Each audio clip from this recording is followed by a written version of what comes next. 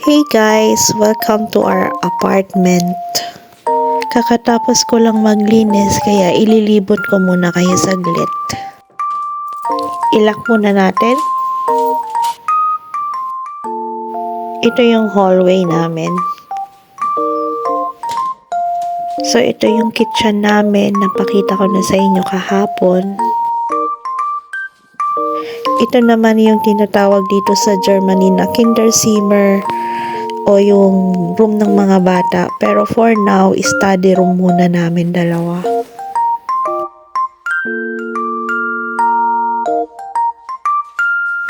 So ito yung view outside. Saka na lang namin ipakita yung balcony namin kapag may mga halaman na. Ito naman yung Wohnzimmer namin or yung living room. For the meantime, ginagawa ding gym to ng asawa ko. Nandyan yung treadmill at dumbbell niya. Before, dito kami sa sofa natutulog nung wala pa kaming bed. Ito naman yung bedroom namin. Meron na kaming bed, cabinet. Ito yung pictures namin. Almost complete na dito sa bedroom.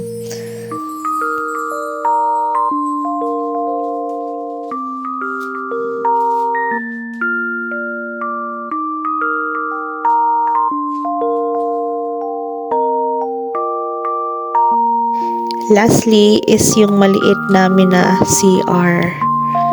Pero pwede na, basta malinis.